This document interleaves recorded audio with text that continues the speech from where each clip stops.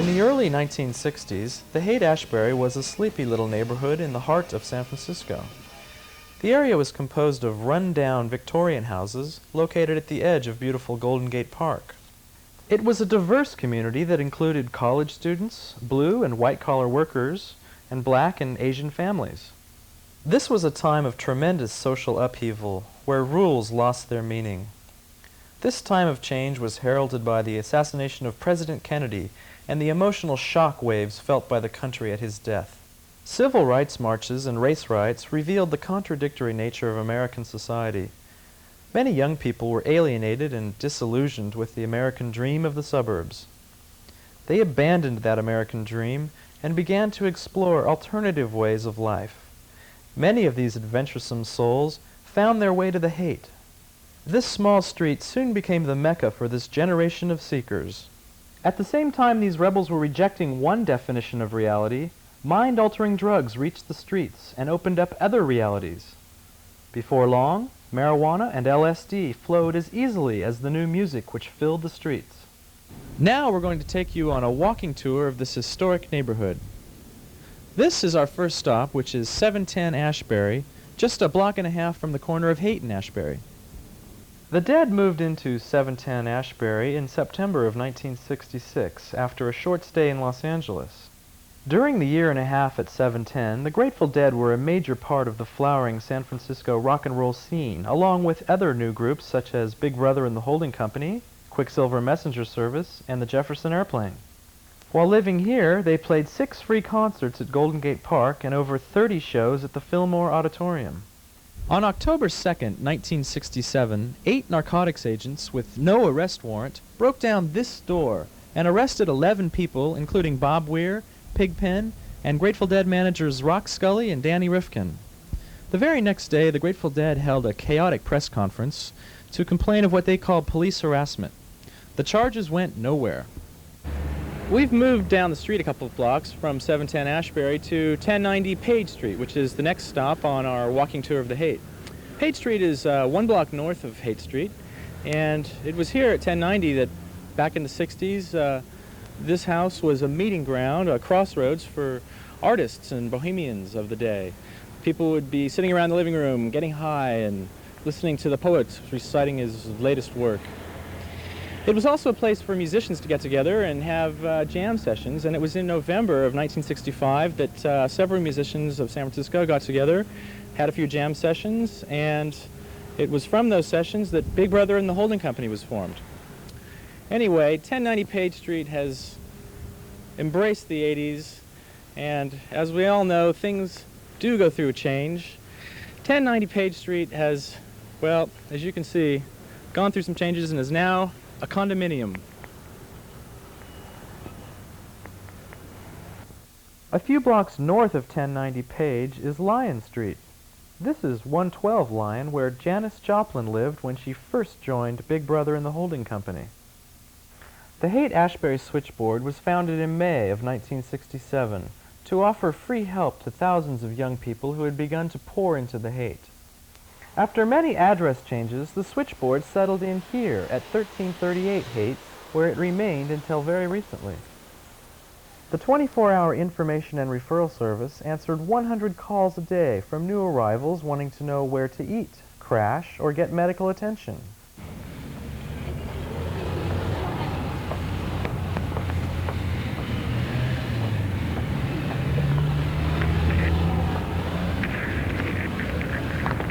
Well, we've moved along here, and we're now at the corner of Haight and Masonic, which is site of Dish Restaurant.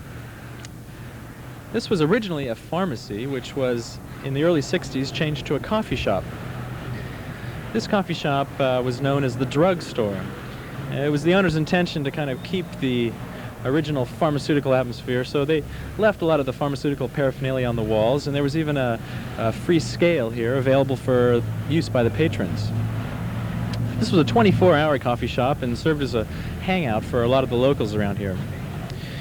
Due to pressure from the police department, the San Francisco Police Department, the owners were forced to change the name from the drugstore to the drugstore with an O. And it was that name which stuck and the place was famous for. Let's go across the street from the drugstore to 1377 Haight, where upstairs was home and studio to artist Michael Bowen. It was a gathering place for other artists and organizers, and many street parades and happenings were planned here. The studio also became home to the world's first psychedelic newspaper, the San Francisco Oracle. The Oracle was edited by Alan Cohen, who had dreamed of the idea as a, quote, newspaper with rainbows on it, unquote. Artists and writers of the day contributed observations regarding the ongoing cultural experiment in the Haight. Just 2 blocks up Haight Street is 1535 Haight. In January of 1966, Ron and Jay Thalen opened up a small store here which sold occult books, incense, concert tickets, and a wide variety of drug paraphernalia. The Thalen brothers called their store the Psychedelic Shop, and it was the first of what was to become a national phenomena known as the Head Shop. Once again, the local authorities were not amused. On November 15th, 1966, the shop was raided by police. The shop was busted for selling the Love Book, a collection of erotic poems by Lenore Candell. Alan Cohen, the editor of the Oracle, happened to be running the counter at the time and was duly arrested. At the trial, the arrest was upheld and the book declared obscene. The case was eventually overturned by the California Supreme Court. A group of people known as the Diggers became a famous part of the Haight-Ashbury scene. They emerged from the San Francisco Mime Troupe, a street theater group, who often gave free performances in the park. In the winter of 1966, the Diggers began passing out free meals in the park every day. Their theme was, "It's free because it's yours." They set up free clothing stores on Cole and Page Streets and opened up free crash pads around the neighborhood. Like the room upstairs at 1775 Haight, most of the free crash pads were quickly closed down by the cops, only to spring up somewhere else. We're here at the Haight-Ashbury Free Medical Clinic, located at 1694 Haight Street. The clinic was founded by David Smith in June of 1967. It offered a 24-hour free medical service with the help of 30 unpaid doctors and numerous medical students. Now let's take a walk across Cole Street to where the Straight Theater once stood.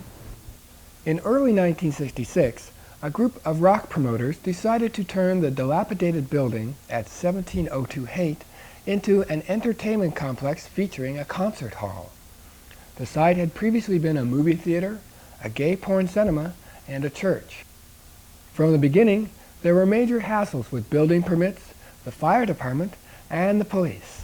Over a year and a half after the work had begun, the Straight Theater finally opened in July of '67 with a play production. The theater put on numerous programs which involved the entire community, but on September 25th, the dance permit was officially rejected. The next day, the theater opened as a dance school featuring Jerome Garcia and Dr. P. Penn. 7 days after that, the Grateful Dead house at 710 was raided by police, and 4 days after that, the Diggers threw a celebration called The Death of the Hippie and the Birth of the Free Man. The Straight Theater was torn down several years ago. The community wanted to see a local merchant occupy this site. There were public meetings held and discussions as to what was to go on here. Unfortunately, money talks in the 80s, and this is soon to be the site of a brand new Thrifty's drugstore. Our next stop is just a short walk into Golden Gate Park to a popular hangout known as Hippie Hill. Kids that were there playing guitar and smoking grass on August 7th, 1967 couldn't believe their eyes when they were paid a visit by Beatle George Harrison and his wife Patty. It was a clear winter day on January 14th, 1967, that a great hippie event took place known as the Human Be-In. It was held here at the Polo Fields in the heart of Golden Gate Park, which is just a short distance away from Hippie Hill, our last stop. People came from all over the city with joy in their hearts to revel in the beauty of the day and really feel a feeling of brotherly love. The day started off with a blast delivered from a conch shell by poet Gary Snyder. People sat back and enjoyed the day listening to poetry by Michael McClure and Allen Ginsberg. Later in the day, music blasted from the speakers from Quicksilver Messenger Service, Jefferson Airplane, and of course, the Grateful Dead.